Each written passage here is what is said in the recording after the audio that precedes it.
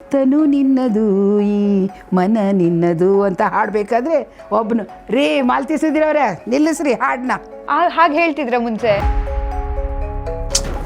ಅತ್ತೆ ನಿಮ್ಗೆ ಎಷ್ಟು ಸಾರಿ ಹೇಳಿದ್ದೀನಿ ಕಾಫಿಗೆ ಸಕ್ಕರೆ ಹಾಕೋಬೇಡಿ ಅಂತ, ಅಷ್ಟು ಶುಗರ್ ಇದೆ ನಿಮಗೆ. ತಗೊಂಡು ಬೇಜಾರು ಕಣೆ ಅಂಜಲಿ. ಏನಾದರೂ ಮಾಡ್ಕೊಳ್ಳಿ, ಶುಗರ್ ಇರೋ ಕಾಫಿನೇ ಕುಡ್ಕೊಳ್ಳಿ. ಹೋಗ ಒಳಗೆ ಹೋಗ, ನೀನೇನು ಪಾರ್ಟ್ ಮಾಡ್ತೀಯ? ಕರೀರಿ ಇವ್ರನ್ನ ಒಳಗೆ. ನನ್ನ ಅದೃಷ್ಟ ಎಂಥದ್ದು ಅಂದರೆ ಅಮ್ಮನ ಜೊತೆನೂ ಅಭಿನಯಿಸ್ತಾ ಇದ್ದೀನಿ, ಸುಧೀರ್ ಅಂಕಲ್ ಜೊತೆನೂ ಅಭಿನಯಿಸಿದ್ದೆ. ಕಲ್ಪನಾಜಿಯವರು ಅವ್ರಿಗೆ ಕನ್ನಡಿ ತರ್ತಿದ್ರು, ದೊಡ್ಡ ಕನ್ನಡಿ ತಂದರೆ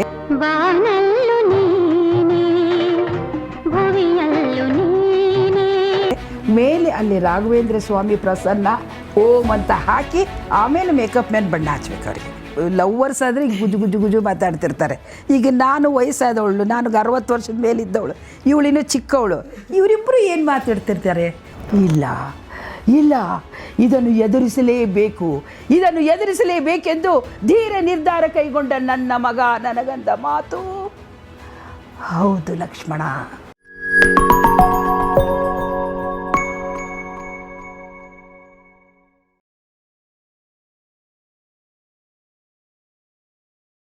ಹಾಯ್ ಹಲೋ ನಮಸ್ಕಾರ, ಈ ಮಾಯಿಗೆ ಸ್ವಾಗತ. ಇವತ್ತು ನನ್ನ ಜೊತೆಗೆ ಹಿರಿಯ ಕಲಾವಿದರಿದ್ದಾರೆ. ಅವರ ಇಂಟ್ರೊಡಕ್ಷನ್ ಕೊಡೋದಕ್ಕಿಂತ ಮುಂಚೆ ಅವ್ರ ಹತ್ರ ನಾವು ಮಾತನ್ನೇ ಸ್ಟಾರ್ಟ್ ಮಾಡೋಣ.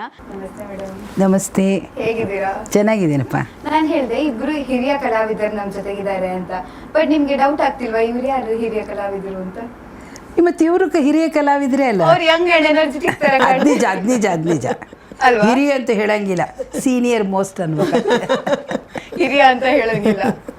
ನಿಜವಾಗ್ಲೂ ನನಗೆ ಕನ್ನಡ ಚಿತ್ರರಂಗದ ವಿಚಾರಗಳು ತಿಳ್ಕೊಳ್ಳೋದಕ್ಕೆ ಬಹಳಷ್ಟಿದೆ.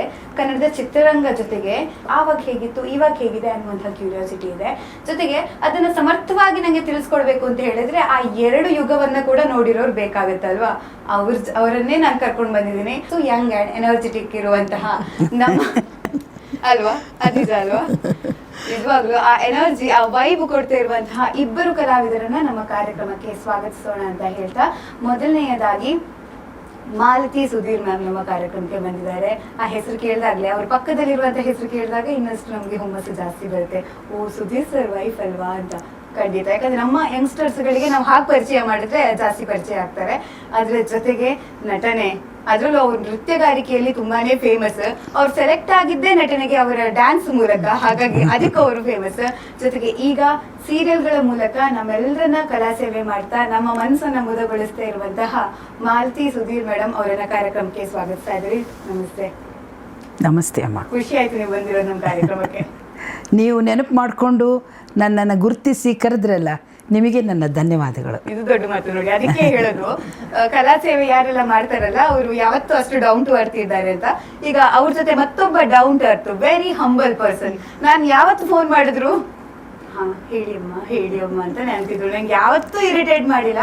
ಅಂಡ್ ಬರೋವಾಗ್ಲೂ ಅವರೇ ಪ್ಲಾನ್ ಮಾಡ್ಕೊಂಡು ನಂಗೆ ಎಷ್ಟು ಸಪೋರ್ಟಿವ್ ಆಗಿ, ಅಂದ್ರೆ ನೋಡಿ ಎಲ್ರಿಗೂ ಈಕ್ವಲ್ ಅಂದ್ರೆ ಮ್ಯೂಚುವಲ್ ಅಂಡರ್ಸ್ಟ್ಯಾಂಡಿಂಗ್ ಎಷ್ಟು ಇರ್ಬೇಕಲ್ಲ, ಅದ್ರ ಬೆಸ್ಟ್ ಪಾರ್ಟ್ ಅಂತ ಹೇಳ್ಬೇಕು. Very humble, very sweet. Anjali ಅಂತ ಹೇಳಿದ್ರೆ ಯಾರಿದು ಯಂಗ್ ಅಂಜಲಿ ಅಂತ ನೀವು ಯೋಚನೆ ಮಾಡ್ತಿರ್ಬೋದು. ಬಟ್ ಅಂಜಲಿ ಯಾವ ಕಾಲದಿಂದ ಇದ್ದಾರೆ ಗೊತ್ತಾ? ಕಾಶಿನಾಥ್ ಕಾಲದಿಂದ ಕೂಡ ಇದ್ದಾರೆ, ಕಲ್ಪನಾ ಅವ್ರ ಕಾಲದಿಂದ ಕೂಡ ಇದ್ದಾರೆ. ಸೊ ಈಗ ನಮ್ಮ ಜೊತೆಗೆ ಇರುವಂತಹ ಅಂಜಲಿ ಮೇಡಮ್ ಅವರನ್ನ ಕೂಡ ನಮ್ಮ ಕಾರ್ಯಕ್ರಮಕ್ಕೆ ಸ್ವಾಗತಿಸೋಣ. ಈಗ ಸೀರಿಯಲ್ ಅಲ್ಲಿ ನಿಮ್ಮ ಮುಂದೆ ಬಂದು ಅದೆಷ್ಟೋ ಸೀರಿಯಲ್ ಇದೆ, ರಾಮಚಾರಿ ಆಗಿರ್ಲಿ, ರಾಮಚಾರಿ ಅಂತ ಇವರು ನೋಡಿರ್ತೀರಾ. ಅಂಡ್ ಈಗ ವಸುದೇವ ಕುಟುಂಬ ಅನ್ನುವಂತಹ ಸೀರಿಯಲ್ ಅಲ್ಲೂ ಕೂಡ ಇವರಿಬ್ರು ಅತ್ತೆ ಸೊಸೆ ಜೋಡಿಯಾಗಿ ಬರ್ತಿರುವಂತಹ ಇವರಿಬ್ಬರನ್ನ ಕೂಡ ಕಾರ್ಯಕ್ರಮಕ್ಕೆ ಸ್ವಾಗತ ಮಾಡ್ತಾ ಅಂಜಲಿ ಮೇಡಮ್ ಅನ್ನ ಕೂಡ ಕಾರ್ಯಕ್ರಮಕ್ಕೆ ಸ್ವಾಗತ ಮಾಡೋಣ. ಮೇಡಮ್ ನಮಸ್ತೆ. ನಮಸ್ಕಾರ. ಚೆನ್ನಾಗಿದ್ದೀರಾ? ನಾನು ಚೆನ್ನಾಗಿ, ನೀವು ಹೇಗಿದ್ದೀರಾ? ನಾನು ತುಂಬಾ ಖುಷಿ ಇದ್ದೀನಿ. ನಂಗಂತೂ ಖುಷಿ ಆಗ್ತಿದೆ ನೀವು ಇಬ್ಬರನ್ನ ನೋಡಿದಾಗ, ಯಾಕಂದ್ರೆ ನೀವ್ ಹೇಗಿರ್ತೀರೋ ಆ ಎನರ್ಜಿ ನನಗೆ ಪಾಸ್ ಆಗ್ತಿದೆ. ಸೊ ಅತ್ತೆ ಸೊಸೆ ಜಗಳ ಆಡ್ತೀರಾ ಸೀರಿಯಲ್ ಅಲ್ಲಿ? ಇಲ್ಲ ಸದ್ಯ ನನಗೆ ಈ ಪಾತ್ರ ಯಾಕೆ ಇಷ್ಟ ಅಂದರೆ, ಅತ್ತೆ ಸೊಸೆ ಅನ್ನೋ ಹೆಸರಿದೆಯಲ್ಲ ಎರಡು, ಬಿಡು ಮುಗೀತು ಜಗಳ ಅಂತಾರೆ. ಬಟ್ ದೇವ್ರ ದಯದಿಂದ ನಾವು ತುಂಬಾ ಒಳ್ಳೆ ಅತ್ತೆ ಸೊಸೆ, ತುಂಬಾ ಒಳ್ಳೆ ಅತ್ತೆ ಸೊಸೆ. ಅವರು ನನ್ನನ್ನು ತುಂಬಾ ಪ್ರೀತಿ ಮಾಡ್ತಾರೆ, ನಾನು ಅವ್ರನ್ನ ತುಂಬಾ ಪ್ರೀತಿ ಮಾಡ್ತೀನಿ. ಸೀರಿಯಲ್ ಅಲ್ಲೂ ಮಾಡ್ತೀವಿ, ನಿಜ ಜೀವನದಲ್ಲೂ ಮಾಡ್ತೀವಲ್ವ ಅಮ್ಮ? ಬಟ್ ಎಲ್ಲರೂ ನೋಡಿ, ನೀವೇ ಹೇಳಿದ್ರಿ ಈಗ ಅತ್ತೆ ಸೊಸೆ ಅಂದ್ರೆ, ನಾನು ಕೂಡ ನೋಡಿದೀನಿ ವಸುದೇವ ಕುಟುಂಬದಲ್ಲಿ ತುಂಬಾ ಮುದ್ದಾದ ಜೋಡಿ, ಈ ತರ ಅತ್ತೆ ಸೊಸೆ ಇರ್ಬೇಕು ಅಂತ ಎಷ್ಟೋ ಅತ್ತೆ ಸೊಸೆಗಳು ಅವ್ರವ್ರ ಮನ್ಸಲ್ಲಿ ಅನ್ಕೊಳ್ಳೋದಷ್ಟೇ. ಅವ್ರು ಇರ್ತಾರೋ ಇಲ್ವೋ ಗೊತ್ತಿಲ್ಲ ಅಲ್ವಾ? ತುಂಬ ಜನ ಅನ್ಕೊಳ್ತಾರೆ ನಾವು ಅತ್ತೆ ಸೊಸೆ ಹಿಂಗೆ ಇರಬೇಕು ಅಂತ. ಬಟ್ ಅತ್ತೆ ಸೊಸೆ ಅಂತ ಅಂದ ತಕ್ಷಣ ಹಿಂದಿನ ಕಾಲದಿಂದಲೂ ಕೂಡ ನಾವು ಅನ್ಕೊಂಡು ಬಂದಿರೋದು ಜಗಳ. ಸೊ ಆ ಜಗಳದಿಂದ ಸ್ಟಾರ್ಟ್ ಮಾಡೋಣ ನಾವು ಕರೆಕ್ಟ್. ಅಯ್ಯೋ. ಆಮೇಲೆ ನಿಮ್ಮನ್ನ ನೋಡಿ ಒಂದು ಸೀನ್ ಬರೆದ್ರು ಬರೀಬೋದಲ್ವಾ ಈ ಥರದ ಒಂದು ಜಗಳ ಸೀನ್ ಮಾಡೋಣ ಅಂತ ಬರೆದ್ರು ಬರೀಬೋದು. ಬೇಡವಾ ಶುರು ಮಾಡೋಣ ಸುಮ್ಮನೆ ರೆಡಿನಾ? ಇವಾಗ ನಮ್ಮ ಇಬ್ರು ಅಮ್ಮಂದಿರು ಶುರು ಮಾಡ್ತಾರೆ ಜಗಳ. ಹೆಂಗಿರುತ್ತೆ ಅತ್ತೆ ಸೊಸೆ ಜಗಳ ಸ್ಟಾರ್ಟ್. ಅತ್ತೆ ನಿಮ್ಗೆ ಎಷ್ಟು ಸಾರಿ ಹೇಳಿದ್ದೀನಿ ಕಾಫಿಗೆ ಸಕ್ಕರೆ ಹಾಕೋಬೇಡಿ ಅಂತ, ಅಷ್ಟು ಶುಗರ್ ಇದೆ ನಿಮಗೆ, ನೀವು ಯಾಕೆ ಇಷ್ಟು ಸಕ್ಕರೆ ಹಾಕೊಂಡು ಕುಡಿತೀರಾ? ಇಲ್ಲ ನಾಳೆಯಿಂದ ನಾನು ಸಕ್ಕರೆ ಇಲ್ದಿರೋ ಕಾಫಿನೇ ನಿಮಗೆ ಕೊಡೋದು. ಏಯ್ ಸಕ್ಕರೆ ಸಕ್ಕರೆ ಅಂತ ಹೇಳ್ತೀರಿ, ನಾನೆಲ್ಲಿ ಕುಡಿತೀನಿ? ನಾನು ನೀವು ಕೊಡೋ ಕಾಫಿ ಇದ್ರೆ ಬರೀ ಸಪ್ಪೆ ಅಂದರೆ ಸಪ್ಪೆ. ನಾನು ಸಕ್ಕರೆ ಹಾಕ್ತೇನೆ ಕೊಡ್ತೀನಿ, ನೀವು ಮತ್ತೆ ಅಡುಗೆ ಮನೆಗೆ ಹೋಗಿ ಸಕ್ಕರೆ ಹಾಕೊಂಡು ಬರ್ತೀರಲ್ಲ ಅತ್ತೆ, ಮತ್ತೆ ಇಂಜೆಕ್ಷನ್ ತೊಗೊಳಕ್ಕೆ ಶುರು ಮಾಡ್ತೀರಾ. ಅದು ರೂಢಿ ಕಣೆ, ಸಕ್ಕರೆ ಇಲ್ಲದೆ ತಿನ್ನೋಕ್ಕಾಗಲ್ಲ. ಶುಗರ್ ಏನು ಮಾಡುತ್ತೆ, ಎಲ್ರಿಗೂ ಇರೋಂಗೆ ನನಗೂ ಇರತ್ತೆ. ನೀನು ಯಾಕೆ ತಲೆ ಕೆಡಿಸ್ಕೊಂತೀಯ? ನಾ ತಿಂತಾ ಇರ್ತೀನಿ, ನೀನು ಕೊಡ್ತಾ ಇರೋ ಅಷ್ಟೇ. ನಾನು ಕೊಡ್ತಾ ಇರೋದು ಶುಗರು ಕೊಟ್ಟು ಜೊತೆಗೆ ಮಾತ್ರೆನೂ ಕೊಡ್ತಾ ಇರಬೇಕಾಗತ್ತೆ ನಿಮಗೆ. ಅದನ್ನು ಖುಷಿಯಾಗಿ ತಗೊಳ್ಳಿ, ಮಾತ್ರ ಬೇಡ ಅಂತೀರಲ್ಲ. ತಗೊಂಡು ಬೇಜಾರು ಕಣೆ ಅಂಜಲಿ. ಏನಾದರೂ ಮಾಡ್ಕೊಳ್ಳಿ, ಶುಗರ್ ಇರೋ ಕಾಫಿನೇ ಕುಡ್ಕೊಳ್ಳಿ. ಯಪ್ಪ ಸೂಪರ್. ಆ ಡೈಲಾಗ್ಸ್ ಅದೆಲ್ಲ ಪ್ರಾಕ್ಟೀಸ್ ಮಾಡ್ಬೇಕು ತಾನೆ. ಅಂದ್ರೆ ಅದು ಹೆಂಗೆ ಅದು ನಾನು ಕೇಳ್ಬಾರ್ದು. ಇದನ್ನ ಸೆಟ್ಟಲ್ಲೂ ಹೇಳ್ತಿರ್ತೀನಿ, ಅದಕ್ಕೆ ನಾನು ಇವಾಗಲೂ ಹೇಳ್ತಾ ಇದ್ದೆ ನಾನು.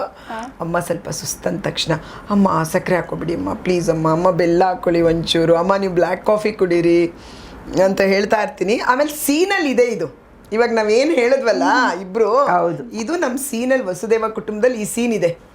ಇವ್ರು ಕಾಫಿ ಕೊಡು ಅಂತ ನನ್ನನ್ನು ಕೇಳ್ತಾ ಇರ್ತಾರೆ. ಪದ್ಮ ಸ್ವಲ್ಪ ಕಾಫಿ ತೊಗೊಂಡು ಬರೇ, ನನಗೊಂಚೂರು ಕಾಫಿ ತೊಗೊಂಡು ಬರೀ ಅಂತಾರೆ. ಸಾಕು, ಬೆಳಗ್ಗೆಯಿಂದ 3 ಸಾರಿ ಕುಡ್ದಿದ್ದೀರಾ ಕಾಫಿನ ಸಕ್ಕರೆ ಹಾಕ್ಕೊಂಡು.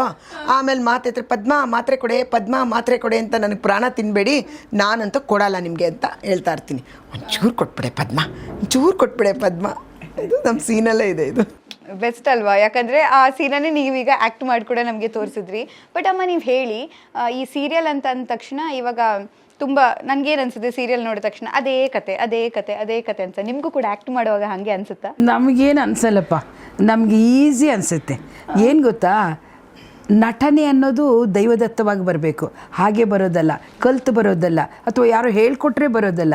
ನೀನೇನೇ ಹೇಳಿದ್ರು ನಾನು ಅದು 2 ಸೇರಿಸಿ ಮಾತಾಡಿದಾಗ ಅದು ನಟನೆ ಆಗತ್ತೆ. ನಮಗೆ ಸೀರಿಯಲಲ್ಲಿ ಮಾಡುವಾಗ ನನಗೇನೂ ಅನಿಸಲ್ಲ. ಇದೇನೋ ಕಷ್ಟ ಇದೆ, ಇದೇನೋ ಡೈಲಾಗು ತುಂಬ ಕಷ್ಟ ಅನಿಸ್ತಾ ಇದೆ, ಮಾತಾಡೋಕ್ಕೆ ತೊಂದರೆ ಆಗ್ತಾ ಇದೆ ಅನಿಸೋದೇ ಇಲ್ಲ. ಅವರಲ್ಲಿ ಏನು ಹೇಳ್ಕೊಡ್ತಾರೆ ಇಲ್ಲಿ ತಕ್ಷಣ ಮಾತಾಡ್ಬಿಡ್ತೀವಿ. ಹೌದು, ಜಾಸ್ತಿ ಪ್ರಾಕ್ಟೀಸ್ ಮಾಡಬೇಕು. ಪ್ರಾಕ್ಟೀಸ್ ಅಂದರೆ ರಂಗಭೂಮಿಯಲ್ಲಿ ಒಂದು ಸರಿ ರಂಗಭೂಮಿ ಎಂಟ್ರಿ ಆದ ತಕ್ಷಣವೇ ಮತ್ತೆ ನಾವು ಒಳಗೆ ಹೋಗೋದು ಕ್ಲಾಪ್ಸ್ ತೊಗೊಂಡೆ, ಸೂಪರಾಗಿ ಮಾಡಿದ್ರಿ ಅಂತ ಆಡಿಯನ್ಸ್ ಹೇಳಬೇಕು. ಹಂಗೆ ಮಾತಾಡಿರ್ತೀವಿ. ಅದು ಒಂದು ಸರಿ 25-30 ಡೈಲಾಗ್ ಒಟ್ಟಿಗೆ ಮಾತಾಡಿರ್ತೀವಿ. ಸೊ ಇಲ್ಲಿ ಒಂದೊಂದು ಡೈಲಾಗ್ ಮಾತಾಡೋದು, ಅಥವಾ ಹಬ್ಬಬ್ಬ ಅಂದರೆ 2 ಡೈಲಾಗು. ನಮಗೇನು ಕಷ್ಟ ಅಂತ ಅನಿಸೋದೇ ಇಲ್ಲ. ಎಸ್, ಯಾಕಂದರೆ ನೀವಿಬ್ಬರು ಮಾತಾಡುವಾಗಲೂ ನನಗೇನು ಅನಿಸುತ್ತೆ ಅಂದರೆ ನಟನೆ ಬಗ್ಗೆ, ಕಲೆಯ ಬಗ್ಗೆ ಇರುವಂಥ ಆಸಕ್ತಿ. ಯಾಕಂದರೆ ಈಗಿನ ನಂಗೆ ಅನಿಸುತ್ತೆ ಯಂಗ್ ಮೈಂಡ್ ಸೆಟ್ ಎಲ್ಲ ಬಂದು ಇದು ಯಾಕೆ ಮಾಡಬೇಕಪ್ಪ ಅಥವಾ ಮಾಡಬೇಕಾ, ಇಂಟ್ರೆಸ್ಟ್ ಇದ್ದರೂ ಕೂಡ 1-2-3 ದಿನ ಆದಮೇಲೆ ಬೇಗ ಕರೆದುಬಿಟ್ರೆ ಅಥವಾ ಲೇಟಾಗಿ ಕಳಿಸ್ಬಿಟ್ರೆ ಒಂದು ಸಣ್ಣ ಮಾತಂತೂ ಬಂದೇ ಬರುತ್ತೆ, ಎಷ್ಟು ಲೇಟ್ ಮಾಡಿಬಿಟ್ರು ಅನ್ನೋದು. ಬಟ್ ನೀವು ನಿಮ್ಮ ಮಾತಲ್ಲೇ ಗೊತ್ತಾಗುತ್ತೆ ಆ ಉತ್ಸಾಹ, ಅದು ಹೆಂಗೆ ಮುಂದುವರಿತಾ ಹೋಗುತ್ತೆ. ಯಾರಿಗೆ ಆದರೂ ಅಷ್ಟೇ, ಯಾವುದೇ ಕೆಲಸ ಮಾಡಿ, ಆ್ಯಕ್ಟಿಂಗ್ ಅಂತ ಹೇಳಲ್ಲ, ನಾವು ಮಾಡೋ ಕೆಲಸದ ಬಗ್ಗೆ ನಮಗೆ ಪ್ರೀತಿ ಇದ್ದರೆ, ಗೌರವ ಇದ್ದರೆ, ಶ್ರದ್ಧೆ ಇದ್ದರೆ ಖಂಡಿತ ನಮಗೆ ಮಾಡಬೇಕು ಅಂತ ಅನಿಸುತ್ತೆ. ಅದನ್ನು ನಾವು ಅಯ್ಯೋ ಇದು ಮಾಡಬೇಕಲ್ಲ ಅಂದ್ಕೊಂಡು ಯಾವುದೇ ಕೆಲಸ ಮಾಡಿ, ನೀವು ಆ್ಯಕ್ಟಿಂಗ್ ಅಂತಲ್ಲ, ಯಾವುದ್ರಲ್ಲೂ ಆಸಕ್ತಿ ಬರಲ್ಲ ನಮಗೆ. ನಾವು ಮಾಡೋ ಕೆಲಸದ ಬಗ್ಗೆ ನಾವು ಅದನ್ನು ಪ್ರೀತಿಸ್ಬೇಕು ಆ ಕೆಲಸನ. ಇವತ್ತು ನಮ್ಗೆ ಏನಾದರೂ ಇವತ್ತು ಇಲ್ಲಿ ಕೂತ್ಕೊಂಡು ಮಾತಾಡ್ತಾ ಇದ್ದೀವಿ, ಒಂದು ಸ್ಥಾನಮಾನ ಕೊಟ್ಟಿದೆ ಅಂದರೆ ನಾವು ಮಾಡೋ ಕೆಲಸನ ನಾವು ಪ್ರೀತಿಸಿರೋದಕ್ಕೆ, ಗೌರವಿಸಿರೋದಕ್ಕೆ ನಮ್ಗೆ ಈ ಸ್ಥಾನ ಸಿಕ್ಕಿದೆ. ಸೊ ಅದಕ್ಕೆ ಯಾರೇ ಕೆಲಸ ಏನೇ ಮಾಡಿ ನಿಮ್ಮ ಕೆಲಸದ ಬಗ್ಗೆ ಮೊದಲು ಬೇರೆಯವ್ರು ಹೇಳಬಾರ್ದು, ನಿಮಗೆ ಪ್ರೀತಿ ಇರಬೇಕು. ಅದನ್ನು ನಮಗೆ ಅದು ತುಂಬ ದೊಡ್ಡ ಮಟ್ಟಕ್ಕೆ ಕರ್ಕೊಂಡೋಗಿಬಿಡುತ್ತೆ ನಮ್ಮನ್ನು. ನಮ್ಮ ಕೆಲಸನ ನಾವು ಪ್ರೀತಿಸ್ಬಿಟ್ರೆ ತುಂಬ ದೊಡ್ಡ, ಇವತ್ತು 10 ರೂಪಾಯಿ ಇರೋನು ಅದನ್ನು 100 ರೂಪಾಯಿ ಮಾಡಬೇಕಂದ್ರೆ ಅವನು ತುಂಬ ಕಷ್ಟಪಡಬೇಕು. 10 ರೂಪಾಯಿ ನೋಡ್ಕೊಂಡು ಕೊಟ್ಟಿದ್ರೆ ಅದು 10 ರೂಪಾಯಿನೇ ಇರುತ್ತೆ. ಇದನ್ನು ಹೆಂಗೆ ನಾನು 100 ರೂಪಾಯಿ ಮಾಡಲಿ ಅಂತ ಅವನು ಶ್ರಮ ಪಟ್ಟರೆ, ಒಂದು ಗಿಡಕ್ಕೆ ನೀವು ನೀರು ಹಾಕಿದ್ರೆ ಮಾತ್ರ ಅದು ಹೂ ಕೊಡೋದು, ಹಣ್ಣು ಕೊಡೋದು. ನೀವು ಗಿಡ ಸುಮ್ಮನೆ ತುಂಬ ಚೆನ್ನಾಗಿದೆ ಅಂತ ನೋಡ್ಕೊಂಡು ಕೂತ್ಕೊಂಡ್ರೆ ಅದೇನು ಫಲನೂ ಕೊಡಲ್ಲ, ಹೂನೂ ಕೊಡಲ್ಲ. ಅದಕ್ಕೆ ಅಂದರೆ ನೀರು ಹಾಕೋದು, ಗೊಬ್ಬರ ಹಾಕೋದು ಅದೆಲ್ಲ ಶ್ರಮ. ಆ ಶ್ರಮಗಳನ್ನೆಲ್ಲ ನಾವು ಏನು ಪಡ್ತೀವೋ ನಮ್ಮ ಜೀವನದಲ್ಲಿ, ಅದು ಮುಂದೊಂದು ದಿನ ನಾವು ಕೂತ್ಕೊಂಡಿರೋ ಜಾಗಕ್ಕೆ ಎಲ್ಲವನ್ನೂ ತಂದು ನಮಗೆ ಕೊಡುತ್ತೆ. ಹೆಸರಾಗಲಿ, ಹಣ ಆಗಲಿ, ಏನೇ ತಂದು ಕೊಡೋದು ನಮ್ಮ ಕೈ ಕೆಸರಾದರೆ ಬಾಯಿ ಮೊಸರಾಗೋದು ಅಲ್ವಮ್ಮ? ಹೌದು, ಖಂಡಿತ. ನೋಡಿ, ಶ್ರದ್ಧೆ ಅನ್ನೋದು ಎಷ್ಟಿರುತ್ತೆ ಅನ್ನೋದು ಹೇಳ್ತೀನಿ. ನಾನು ಯಾವತ್ತೂ ದೊಡ್ಡ ಹಿರಿಯರು ಕಲಾವಿದರು ಅವ್ರ ಅನುಭವಗಳನ್ನು ಹೇಳ್ತಾರಲ್ಲ ಅದನ್ನು ಅಳವಡಿಸ್ಕೊಂಡು ನಡೆಯುವಂಥ ಹೆಣ್ಣುಮಗಳು. ಒಂದು ಸರಿ ರಾಜ್ಕುಮಾರ್ ಅವರು ಹಾಲು ಜೇನು ಶೂಟಿಂಗ್ ಹೋಗಬೇಕಾಗಿತ್ತು. ಆ ಶೂಟಿಂಗ್ ಹೋಗ್ಬೇಕಾದ್ರೆ ಅವ್ರ ಮನೆ ಸದಾಶಿವನಗರದಲ್ಲಿತ್ತು, ಚಾಮುಂಡಿಯಲ್ಲಿ ಶೂಟಿಂಗು. ಅವರು ಪಾರ್ವತಮ್ಮವ್ರ ತಂಗಿ ರಾಜ್ಕುಮಾರ್ ಅವ್ರಿಗೆ ನಾನ್ ವೆಜ್ ಅಂದರೆ ಇಷ್ಟ ಅಲ್ವಾ, ಸೊ ಅವತ್ತೇನೋ ಕೋಳಿ ಬಸ್ಸಾರು ಮಾಡಿದ್ರಂತೆ. ಬೆಳಗ್ಗೆನೇ ನಮ್ಮ ಭಾವ ಕೋಳಿ ಬಸ್ಸಾರು ಮುದ್ದೆ ಆದರೆ ತಿಂದು ಹೋಗ್ತಾರೆ ಅಂತೇಳಿ ಅವ್ರೇನು ಮಾಡಿದ್ದಾರೆ, ಇವ್ರದ್ದೊಂದು ಫಿಯೇಟ್ ಕಾರು ಪರ್ಮನೆಂಟಾಗಿ ಹೋಗೋದು ಅವ್ರು ಇದ್ದಾಗೆಲ್ಲ, ಆ ಕಾರ್ ತರಿಸ್ಕೊಂಡಿದ್ದಾರೆ ಊಟ ಕೊಟ್ಟು ಕಳಿಸೋದಕ್ಕೆ. ಅವರು ಇಲ್ಲೇ ಶ್ರೀರಾಮ್ಪುರದಲ್ಲಿ ಅವ್ರ ಮನೆ. ಸರಿ ಕಾರ್ ತೊಗೊಂಡು, ಯಾರಿಗೆ ಗೊತ್ತಿಲ್ಲ, ಇದು ಪಾರ್ವತಮ್ಮರಿಗೆ ಗೊತ್ತಿತ್ತು, ರಾಜ್ಕುಮಾರ್ ಅವ್ರಿಗೆ ಗೊತ್ತಿರಲಿಲ್ಲ. ಅವರು ಊಟ ತೊಗೊಂಡು ಕಾರ್ ಕಳಿಸಿದ್ದಾರೆ. ಆ ಕಾರು ಮನೆಗೆ ಬರೋದು 15 ನಿಮಿಷ ಲೇಟಾಗಿದೆ. ಅಷ್ಟೊತ್ತಿಗೆ ರಾಜ್ಕುಮಾರ್ ಅವರಿಲ್ಲ, ಒಂದು ಮಫ್ಲರ್ ಹಿಂಗೆ ಕಟ್ಕೊಂಡು ಒಂದು ಆಟೋ ತರಿಸಿ ಅವ್ರು ಚಾಮುಂಡೇಶ್ವರಿ ಸ್ಟುಡಿಯೋಗೆ ಬಂದಿದ್ದಾರೆ. ನನಗೋಸ್ಕರ ಕಲಾವಿದರು ಕಾಯಬಾರ್ದು, ಡಬ್ಬಿಂಗಲ್ಲಿ ನನಗೋಸ್ಕರ ಕಲಾವಿದರು ಕಾಯಬಾರ್ದು, ನಾನು ಮೊದಲು ಕರ್ತವ್ಯವನ್ನು ನಿಭಾಯಿಸಬೇಕು, ಊಟ ಯಾವಾಗಾದರೂ ಮಾಡ್ಬೋದು ಅಂತ ಹೇಳಿ ಅವರು ಡಬ್ಬಿಂಗಿಗೆ ಬಂದಿದ್ದಾರೆ. ಗಾಬರಿ ಮನೇಲೆಲ್ಲರಿಗೂ, ಎಲ್ಲಿ ಹೋದರು ಅಣ್ಣವರು, ಎಲ್ಲಿ ಹೋದರು ಅಣ್ಣವರು ಅಂತ ನೋಡಿದ್ರೆ ಇವರು ಅವ್ರು ಡಬ್ಬಿಂಗ್ ಮಾಡ್ತಾಯಿದ್ರಂತೆ. ಪಾರ್ವತಮ್ಮರು ಊಟ ತೊಗೊಂಡು ಬಂದು ಒಂದು 15 ನಿಮಿಷ ಅವ್ರ ಹತ್ರ ಮಾತೇ ಆಡಲಿಲ್ವಂತೆ. ಅವ್ರು ಏನು ಕೋಪನೂ ಮಾಡ್ಕೊಳ್ಳಲ್ಲ, ಏನು ಎಕ್ಸ್ಪ್ರೆಷನ್ ತೋರಿಸ್ದೇ ಇಲ್ಲ, ಸುಮ್ಮನೆ ತಂಪಾಡಿ ತಾವು ಡಬ್ಬಿಂಗ್ ಮಾಡ್ತಾಯಿದ್ರು. ಪಾರ್ವತಮ್ಮರು 10 ನಿಮಿಷ 15 ನಿಮಿಷ ಯೋಚನೆ ಮಾಡಿ ಆಮೇಲೆ ಏನ್ರಿ ಊಟ ತಂದಿದ್ದೀನಿ ನಿಮಗೆ ಅಂತ ಹೇಳಿದ್ರಂತೆ. ಇದು ಶ್ರದ್ಧೆ ಅಂದರೆ, ಇದು ಭಕ್ತಿ ಅಂದರೆ. ಸೊ ಅಂಥವ್ರನ್ನ ನೋಡಿ ನಾವು ಕಲ್ತ್ಕೋಬೇಕು. ನಾವು ಅವರಷ್ಟು ದೊಡ್ಡ ಕಲಾವಿದರಾಗಕ್ಕೆ ಸಾಧ್ಯನೇ ಇಲ್ಲ. ಸೊ ಅವರ ಅಡಿಯಲ್ಲಿ ಒಂದು ಮಣ್ಣಿನ ಕಲ್ಲಾಗಾದರೂ ನಡಿಬೋದಲ್ಲ ನಾವು, ಇದು ಶ್ರದ್ಧೆ. ಅವ್ರನ್ನ ನೋಡಿ ಇವ್ರು ಕಲ್ತರು, ಇವ್ರುಗಳನ್ನ ನೋಡಿ ನಾವು ಕಲಿತಾ ಇದ್ದೀವಿ. ಇವ್ರನ್ನ ನೋಡಿ ಮುಂದೆ ಪೀಳಿಗೆ ಕಲಿಬೇಕು. ಯಾಕಂದ್ರೆ ಹೇಳ್ತಾರಲ್ಲ ಮಾದರಿ ಆಗಿರ್ಬೇಕು ನಾವು ಅಂತ, ಆ ಮಾದರಿ ಹೀಗೆ ಬೆಳ್ಕೊಂಡು ಬರುತ್ತೆ. ನಾವೆಲ್ಲ ಜಯಂತಿಯಮ್ಮ ಆಗಲಿ ಭಾರತೀಯಮ್ಮ ಆಗಲಿ ಅವ್ರ ಜೊತೆ ಎಲ್ಲ ಪಾತ್ರಗಳು ಮಾಡ್ಬೇಕಾದ್ರೆ ಅವ್ರನ್ನೆಲ್ಲ ನೋಡಿ ಸೊ ಸಮಯ ಅಂದ್ರೇನು, ಸಮಯಕ್ಕೆ ಎಷ್ಟು ಬೆಲೆ ಕೊಡಬೇಕು, ಬಣ್ಣಕ್ಕೆಷ್ಟು ಗೌರವ ಕೊಡಬೇಕು, ಅದಕ್ಕೊಂದು ನಮಸ್ಕಾರ ಮಾಡಿಬಿಟ್ಟು ಬಣ್ಣ ಹಚ್ಕೋಬೇಕು. ಆಮೇಲೆ ಒಬ್ಬ ಡೈರೆಕ್ಟ್ರು ಬಂದರೆ ನಾವು ಅವ್ರಿಗೇನು ರೆಸ್ಪೆಕ್ಟ್ ಕೊಟ್ಟು ಮಾತಾಡಬೇಕು. ಆಮೇಲೆ ನಮ್ಮ ಕೆಲಸನ ಎಷ್ಟು ಪ್ರೀತಿಯಿಂದ ಹೇಳ್ಕೊಟ್ಟಿದ್ದನ್ನ ಅಯ್ಯೋ ಅಂತ ಒಂದು ಚೂರು ಅಂದ್ಕೊಳ್ಳದೆ ಕೆಲಸ ಮಾಡಬೇಕು. ನಾನು ಅವ್ರನ್ನೆಲ್ಲ ನೋಡಿ ತುಂಬಾ ಕಲ್ತಿದ್ದೀನಿ ಲೈಫಲ್ಲಿ. ಆ್ಯಂಡ್ ಇವತ್ತು ನನಗೆ ಪ್ರತಿದಿನ ನಾನು ಶೂಟಿಂಗ್ ಬರಬೇಕಾದ್ರೂ ನನಗೆ ಹೊಸ್ತು ಫಸ್ಟ್ ಡೇ ನಾನು ಬಣ್ಣ ಹಚ್ತಾ ಇದ್ದೀನೋ ಆ ಒಂದು ಆಸಕ್ತಿ ಇದೆಯಲ್ಲ, ಉತ್ಸಾಹ ಇದೆಯಲ್ಲ, ನನ್ನಲ್ಲಿ ಅದೇ ಥರನೇ ಇರುತ್ತೆ. ನನಗೆ ಇರಬೇಕು, ಅದು ಇರಬೇಕು. ಯಾಕಂದ್ರೆ ಈಗ ನಾನು ಬಣ್ಣ ಅಂತ ಅಂದಾಗ ನೋಡಿ, ನಾವು ಒಂದು ಮೇಕಪ್ ಮಾಡಕ್ ಹೋಗುವಾಗ್ಲೂ ಕಲಾವಿದರು ಅದಕ್ಕೆ ಕೈ ಮುಗಿತೀವಿ, ಶುರು ಮಾಡ್ಬೇಕು ಅಂದ್ರು ನಮಸ್ಕಾರ ಮಾಡ್ತೀವಿ. ಯಾರು ಮೇಕಪ್ ಮ್ಯಾನ್ ಇದ್ರೆ ಅವರಿಗೂ ಕೂಡ ಒಂದು ಕೈ ಮುಗಿ ನಮಸ್ಕಾರ ಮಾಡಿ ನಾವು ಶುರು ಮಾಡ್ತೀವಿ. ಅದರ ವ್ಯಾಲ್ಯೂ ನೋಡಿ, ಇವಾಗ ಜಸ್ಟ್ ಒಂದು ಮೇಕಪ್ ಮಾಡೋದು ಅಂತ ಆಗ್ಬಿಟ್ಟಿದೆ. ಬಟ್ ಅದಕ್ಕೆ ಆ ರಂಗಭೂಮಿಯಿಂದ ಹೌದು ತುಂಬ ನೋಡಿ. ಕಲ್ಪನಾಜಿ ಅವರು ಅವರೇ ಕನ್ನಡಿ ತರ್ತಿದ್ರು, ದೊಡ್ಡ ಕನ್ನಡಿ ತಂದರೆ ಮೇಲೆ ಅಲ್ಲಿ ರಾಘವೇಂದ್ರ ಸ್ವಾಮಿ ಪ್ರಸನ್ನ ಓಂ ಅಂತ ಹಾಕಿ ಆಮೇಲೆ ಮೇಕಪ್ ಮ್ಯಾನ್ ಬಣ್ಣ ಹಚ್ಬೇಕು ಅವರಿಗೆ. ಬರೆದ್ಬಿಟ್ಟು ಕನ್ನಡಿಗೆ ಓಂ ಅಂತ ಬರೆಯೋದು, ರಾಘವೇಂದ್ರ ಪ್ರಸನ್ನ ಅಂತ ಬರೆದು ಆಕೆ ಕೈ ಮುಗಿದು ಒಂದು ಕಡ್ಡಿ ಹಚ್ಚಿ ಆಮೇಲೆ ಅವ್ರು ಮೇಕಪ್ ಮ್ಯಾನ್ ಷಣ್ಮುಗಮ್ಮ ಅಂತ ಇದ್ದರು, ಇಪ್ಪು ಪಣ್ಣನಿ ಮೇಕಪ್ ಅಂತ ಹೇಳಿ ಕೂತ್ಕೊಳ್ಳೋರು ಎಲ್ಲರೂ. ಅಷ್ಟು ಮೇಕಪ್ ನಮಸ್ಕಾರ ಮಾಡೋರು, ಒಂದು ಕಲ್ಲನ್ನು ತಿದ್ದಿ ಶಿಲೆ ಮಾಡೋರು, ಬಣ್ಣ ಮೇಕಪ್ ಮೆನ್ಗಳು. ಆ ಮೇಕಪ್ ಮಾಡೋ ಅಷ್ಟು ನಮಸ್ಕಾರಗಳನ್ನ ಮೇಕಪ್ ಮೆನ್ಗೂ ನಮಸ್ಕಾರ ಮಾಡ್ತಾ ಇದ್ವಿ ನಾವೆಲ್ಲ. ನಮಸ್ಕಾರ ಮಾಡಿಬಿಟ್ಟು, ಯಾಕಂದರೆ ಇವ್ರು ಇಷ್ಟು ಚಂದ ಕಾಣ್ತಾರೆ ಅನ್ನೋದಕ್ಕೆ ಅದ್ರ ಹಿಂದಿನ ಕೈ ಛಲಕ ಅವ್ರದ್ದು. ಯಾವುದೋ ರೂಪಗಳನ್ನ ಇನ್ಯಾವುದೋ ರೂಪ ಮಾಡಿ ಅಷ್ಟು ಚೆನ್ನಾಗಿ ನಮ್ಮ ಸಾವಿರಾರು ಜನ ನಮ್ಮನ್ನು ನೋಡಿ ಕೊಂಡಾಡಿ ಮಾಡೋ ಥರ ನಮ್ಮನ್ನು ಮಾಡ್ತಾ ಇದ್ದಿದ್ದು ಸೊ ಮೇಕಪ್ ಮೆನ್.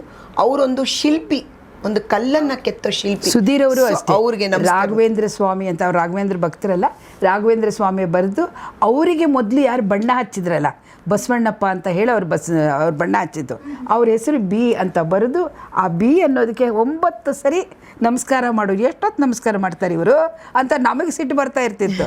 ಬಟ್ ಅವ್ರ ಶ್ರದ್ಧೆ, ಅದು ಶ್ರದ್ಧೆನೇ ಸತ್ಯ ಅನ್ನೋದು ಈಗ ನಮ್ಗೆ ಅನಿಸುತ್ತೆ. ಬಟ್ ನೋಡಿ ಆ ಕಥೆಗಳನ್ನ ಕೇಳೋವಾಗ ಹಾಗಂದ್ರೆ ಸರಿ ಕೈ ಮುಗಿತೀವಿ ಮಾಡ್ತೀವಿ, ಬಟ್ ಆ ಹೆಸರನ್ನ ಬರ್ದು ಆಮೇಲೆ ಅದಕ್ಕೆ ಕೈ ಮುಗ್ದು ಅಂಡ್ ಯಾರು ಫಸ್ಟ್ ಮೇಕಪ್ ಮಾಡಿದಾರಲ್ಲ ಅವರಿಗೂ ಕೂಡ ಆ ವ್ಯಾಲ್ಯೂ ಕೊಡೋದು ನೋಡಿ.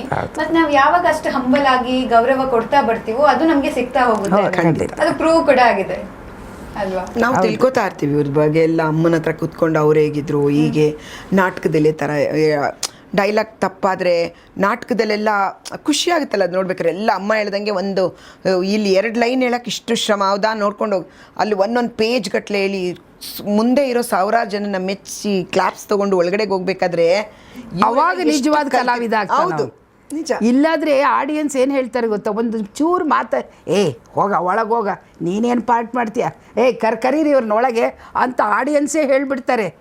ಹಾಗೆ ಹೇಳ್ತಿದ್ರ ಮುಂಚೆ? ಅಲ್ಲೇ ಉತ್ತರ, ಅಲ್ಲೇ ಇದು ಪ್ರಶ್ನೆ. ಅಮ್ಮ ಇದನ್ನ ಕೇಳಿದಾಗ ನನ್ಗೆ ಏನ್ ಅನ್ಸುತ್ತೆ ಅಂದ್ರೆ, ಈಗಿನ ಕೆಲವು ಸಿನಿಮಾಗಳನ್ನ ನೋಡಿದಾಗ ಯಾಕೆ ಸಿನಿಮಾ ಮಾಡ್ತಾ ಇರೋ ಅಂತ ಒಂದ್ ಅನ್ಸುತ್ತೆ, ಅಂಡ್ ಅಂತ ಕೆಟ್ಟ ಸಿನಿಮಾ ಮಾಡಿದ್ರು ಅದಕ್ಕೆ ಹೇಳಕ್ ಧೈರ್ಯ ಬರಲ್ಲ. ಯಾರು ಹೇಳಲ್ಲ, ಜನನು ಹೇಳಲ್ಲ. ಹೌದು. ಜನ ಹೇಳಿದ್ರು ಅವ್ರು ಕೇಳಿಸೋದು ಇಲ್ಲ. ಬಟ್ ಅವಾಗ ನೋಡಿ ಎದುರುಗಡೆ ಆನ್ ದ ಫೇಸ್ ಏನ್ ಮಾಡಿ ನೋಡಿ. ಒಂದ್ಸರಿ ಚಿಂಚಿಲಿ ಅಂತ ಒಂದು ಊರು, ಜಾತ್ರೆ, ದೊಡ್ಡ ಜಾತ್ರೆ. ಆ ಜಾತ್ರೆಯಲ್ಲಿ ಹೌಸ್ಫುಲ್ ಜನ. ಒಳಗೆ ಬಿಡಲಿಲ್ಲ ಅಂದರೆ ಒಂದು ಕಷ್ಟ, ಟಿಕೆಟ್ ಕೊಟ್ಟು ಒಳಗೆ ಬಿಟ್ಟರು ಒಂದು ಕಷ್ಟ. ನಾನು ಅದರಲ್ಲಿ ಮದುಮಗಳಾಗಿ ಆ ಸ್ಟೇಜಿಗೆ ಬರ್ತೀನಿ. ಅದರಲ್ಲಿ ಹಾಡಿದೆ ನಂದು, ತನು ನಿನ್ನದು ಈ ಮನ ನಿನ್ನದು ಅಂತ ಹಾಡಬೇಕಾದ್ರೆ ಒಬ್ಬನು, ರೇ ಮಾಲ್ತಿಸಿದಿರವ್ರೆ ನಿಲ್ಲಿಸ್ರಿ ಹಾಡನ್ನ. ಯಾಕೆ ಅಂತ ನಾನು ಮೂಡಲ್ಲಿ ಬಂದಿರ್ತೀವಿ, ಆ ಮದುಮಗಳು ಮೂಡಲ್ಲಿ ಬಂದಾಗ ಇವನು ನಿಲ್ಲಿಸೋ ಹಾಡು ಅಂದರೆ ಎಷ್ಟು ಯಾಕೆ ಅಂತ ಹಿಂಗೆ ನೋಡ್ತಾ ಇದ್ದೆ. ಫಸ್ಟು ನನಗೆ ಕುರ್ಚಿ ಕೊಡೋಕೆ ಹೇಳ್ರಿ, ಆಮೇಲೆ ನೀವು ಹಾಡು ಹಾಡ್ರಿ. ನಾನು ಕುರ್ಚಿ ಮೇಲೆ ಕುಂತು ನಿಮ್ಮ ಹಾಡು ಕೇಳ್ಬೇಕು. ನಾವು ಕುರ್ಚಿ ಹುಡುಕ್ತಿರ್ತೀನಿ, ನೀವು ಹಾಡು ಮುಗಿದೋದ್ರೆ ಏನು ಪ್ರಯೋಜನ, ದುಡ್ಡು ಕೊಟ್ಟು ಇಷ್ಟು ಕಷ್ಟಪಟ್ಟು ಒಳಗೆ ಬಂದೇನು ನಾನು ಅಂತ ಹೇಳ್ದೆ. ಆಮೇಲೆ ನಮ್ಮ ಮ್ಯಾನೇಜರ್ಗೆ ಸಂಜೆ ಮಾಡಿ ಹೇಳಿದೆ, ಅವರು ಕುರ್ಚಿ ತಂದು ಕೊಟ್ಟರು. ಕುಂತ ಮೇಲೆ ಈಗ ಶುರು ಮಾಡ್ರಿ ಮೇಡಮ್ ಮರೆ ಅಂತ. ಈಗ ನನಗಂತೂ ಈಗ ದುಡ್ಡು ಕೊಟ್ರೆ ದುಡ್ಡಿಗೂ ಬೆಲೆ ಇಲ್ಲ, ಯಾವುದಕ್ಕೂ ಇಲ್ಲ, ಈಗ ಯಾವುದಕ್ಕೂ ಇಲ್ಲ, ಯಾರಿಗೂ ಬೆಲೆ ಇಲ್ಲ ಬಿಡಿ ಇವಾಗಂತೂ. ಅಂದರೆ ಅವರು ಆ ಕಲೆನ ಆರಾಧಿಸ್ತಾರೆ. ಅವ್ರು ದುಡ್ಡು ಕೊಟ್ಟಿರೋದು ಮುಖ್ಯ ಅಲ್ಲ, ಕಲೆನ ಆರಾಧಿಸ್ಬೇಕು, ನಾವು ಸಮೃದ್ಧಿಯಾಗಿ ನೋಡಬೇಕು ಅನ್ನೋ ಭಾವನೆ ಅವ್ರಿಗಿರುತ್ತೆ. ನಮಗೆ ಏನಪ್ಪ ಇವನು ನಮ್ಮ ಮೂಡೆ ಹಾಳು ಮಾಡಿಬಿಟ್ಟ ಅಂತ ನಮಗನ್ಸಿರುತ್ತೆ.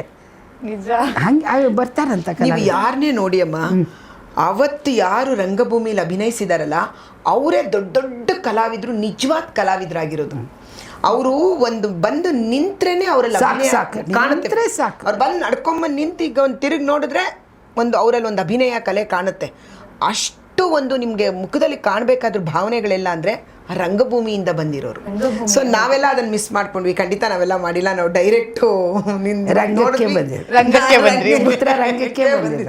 ಆದ್ರೂ ಆ ಬೆಲೆ ಕೊಡ್ತೀರಲ್ವಾ, ಆ ಕಲೆಗೆ ಬೆಲೆ ಕೊಡೋದು ಗೊತ್ತಿರೋದ್ರಿಂದ ಕೊಡ್ತಾರೆ, ಗೊತ್ತಿಲ್ಲ ಅಂದ್ರೆ ಏನೋ ಬಿಡು ಅಂತಾರೆ.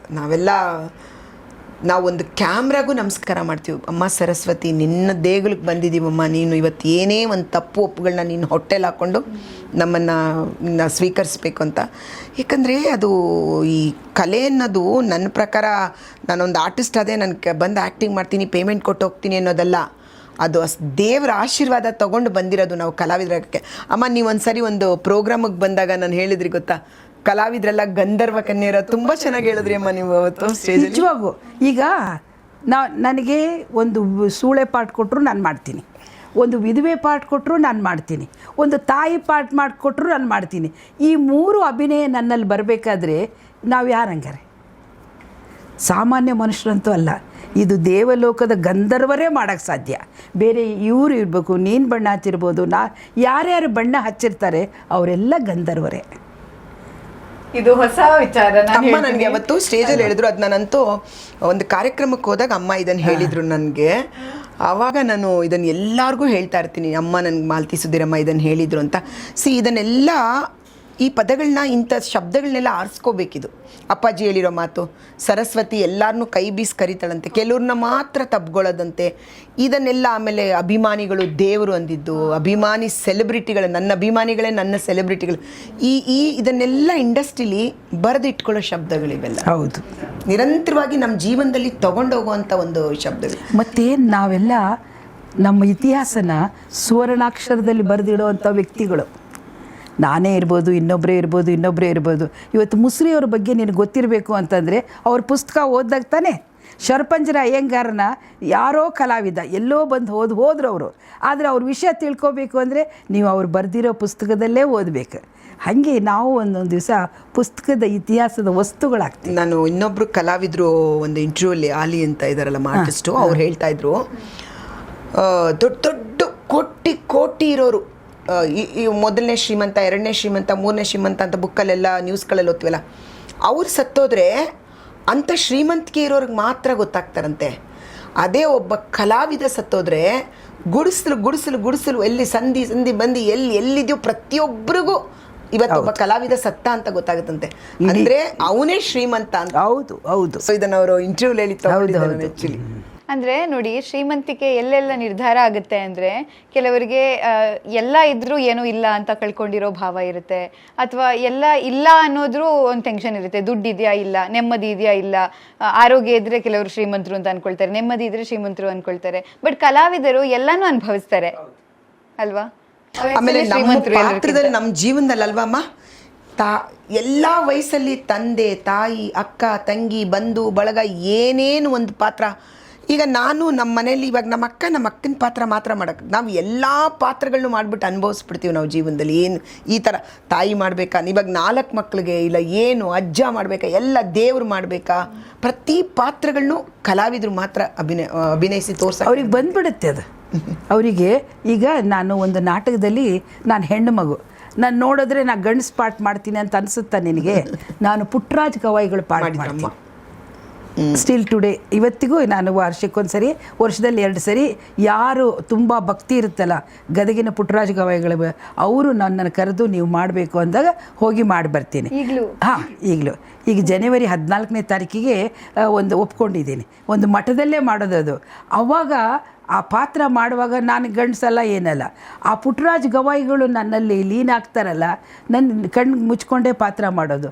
ನನಗೆ ಯಾರಿದ್ದಾರೆ ಯಾರಿಲ್ಲ ಏನೂ ಗೊತ್ತಾಗೋದಿಲ್ಲ, ಅಜ್ಜರೇ ನನ್ನ ಮೈಯಲ್ಲಿರ್ತಾರೆ. ಇದು ಪರ್ಕಾಯ ಪ್ರವೇಶ ಮಾಡಿ ಪಾತ್ರ ಮಾಡೋದು. ಅದೊಂದು ಪಾರ್ಟ್ ಮಾಡಿದ್ದೀನಿ, ಅದನ್ನು ಈಗ ಯಾರೂ ಮಾಡಲ್ಲ ಅಂತಾರೆ.